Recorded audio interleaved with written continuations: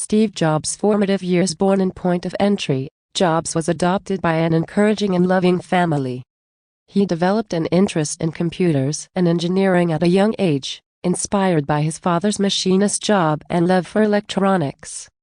Growing up south of Palo Alto, Jobs was bright beyond comparison. His teachers wanted him to skip several grades and enter high school early, although his parents declined. When he did head to high school, Jobs met his future business partner, Steve Wozniak, with whom he bonded over their shared love for electronics and computer chips. The start of Apple. After dropping by the wayside of faculty in his first semester, Jobs explored his spiritual side while traveling in India. It absolutely was through this spiritual enlightenment that Jobs' work ethic and simplistic view toward life were developed. "That's been one among my mantras, focus and ease," he once said. "Simple will be harder than complex. You've got to figure hard to urge your thinking clean to create it simple. But it's worthwhile within the end, because once you get there, you'll be able to move mountains." Jobs began to maneuver mountains at age 21 when he and Wozniak started Apple Computers within the Jobs family garage.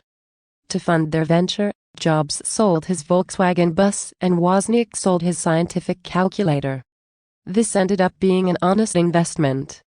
Before Apple's rise, computers were physically massive, expensive and not accessible by the everyday person. With Jobs heading up marketing and Wozniak accountable of technical development, Apple sold consumer-friendly machines that were smaller and cheaper, at only $666.66 each.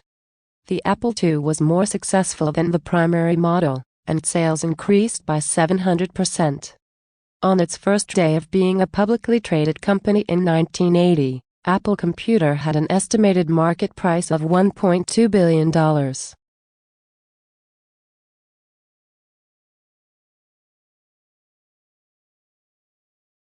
Pixar's founding and Apple's departure. Even with the plaudits for Jobs' most recent invention, the Macintosh, this triumph was fleeting. IBM was Apple's toughest rival, and its sales started to outpace Apple's. Jobs left Apple's CEO, John Sculley, in 1985 to pursue his own interests following a disagreement. In addition to investing in Pixar Animation Studios, he founded a new software and hardware firm called Next Incorporated.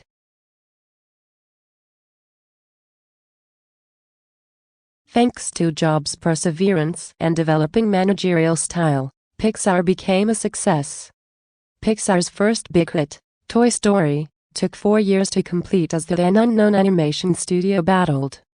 Jobs encouraged and prodded his employees in critical and often aggressive ways, which accelerated their growth.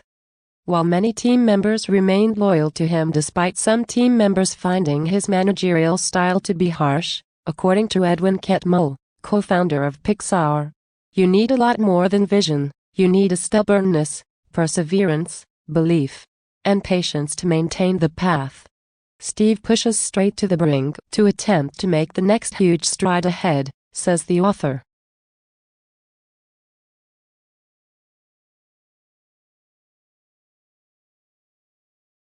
Go back to Apple. While Pixar was successful, Next failed in its attempt to market its own operating system to American consumers. In 1997, Apple acquired the business, and Jobs later served as its CEO once more. Jobs reinvigorated Apple, working for a $1 yearly salary, and oversaw the development of multiple groundbreaking products, including the iPod, the iPhone, the iPad, and iTunes. Apple completely changed the way people communicate using mobile devices, listen to music, and even do business across a wide range of sectors, including retail and healthcare. When he was creating these things, he displayed a special insight. Jobs allegedly said when asked what consumer and market research went into the iPad.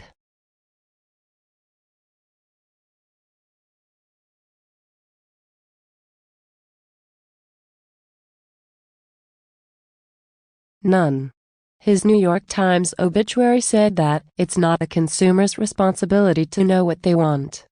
Jobs influenced the way he created the products that made Apple a household name by drawing on his own experiences. such as his youth spent in the San Francisco region in the 1960s and his travels around the globe. He lambasted people in the computer business for leading insulated lifestyles. He told Wired that haven't had very varied experiences.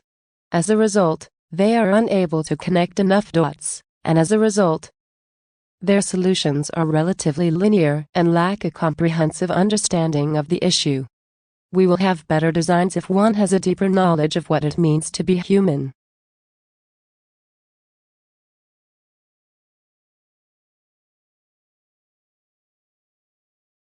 Legacy and death. Apple revealed that Jobs had a rare but treatable type of pancreatic cancer in 2004. Jobs was able to concentrate his efforts on creating the Apple goods that were so well known in the 2000s because to this near-death experience.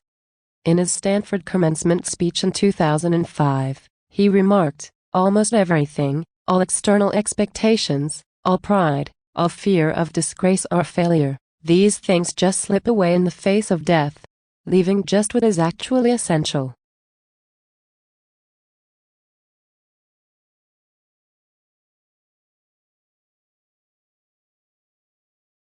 Despite his illness, Apple introduced some of its largest products during this period. The MacBook Air transformed laptop computing. The iPod and iPhone set sales records while altering how consumers consumed material and interacted with one another. iTunes rose to become the second largest music retailer in the United States. "I want to put a dent in the cosmos," Steve Jobs famously stated. He made more than a ding after kicking off the personal computer revolution, beginning the smartphone frenzy, revolutionizing the age of computer animation, and popularizing and democratizing technology.